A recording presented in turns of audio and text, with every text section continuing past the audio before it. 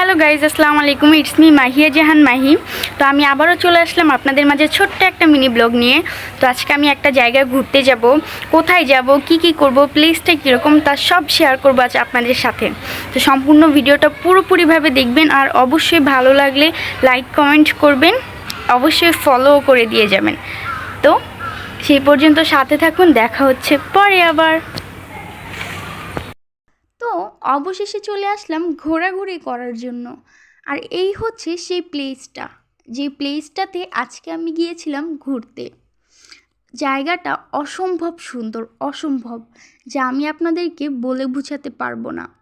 চারপাশে সুন্দর সুন্দর ঘাস, সবুজ সবুজ ঘাস, মাঝখানে বড় একটা দিঘি, আর রয়েছে সুন্দর সুন্দর বসার স্পেস। এই জায়গাটা সিলেটের অধিকাংশ মানুষই চেনে। এখানে অনেক মানুষ হয় প্রত্যেক দিন, বিশেষ করে শুক্রবার বেশি মানুষ হয়। আর সন্ধ্যার পরে জাস্ট কথাই নেই, চারিদিকে লাইটিং অনেক সুন্দর। আর ওই হচ্ছে গিয়ে আমি, আর ওইটা হচ্ছে গিয়ে আমার বেস্ট ফ্রেন্ড। আমরা দাঁড়িয়ে কথা বলতেছিলাম, তখন আর কি ভিডিও ক্লিপসটা নেওয়া। তো দেখেন চারপাশে কত মানুষ, এই জায়গায় অনেক মানুষ আসে, অনেক। চারপাশেই আপনার মানুষ। এখানে সবচেয়ে বেশি আসে যারা টিকটক করে বা যারা ব্লগ ভিডিও বানায়, তারা আসে। তাছাড়া ফ্যামিলি নিয়েও অনেকেই আসে। তারপর এখানে আপনারা গেলে ছবি তোলার জন্য ফটোগ্রাফার পেয়ে যাবেন। এখানে ওরা অনেক সুন্দর করে ছবি তুলে দেয়। তো আমার এইখানে ফ্রেন্ডের ছবি কিভাবে তুললো এটা দেখার জন্য আমার ফ্রেন্ড এখন একটা দৌড় দিবে। 1 2 3 গো। শেষ ঘোরাঘুরি, এখন আমি চলে যাচ্ছি বাসায়।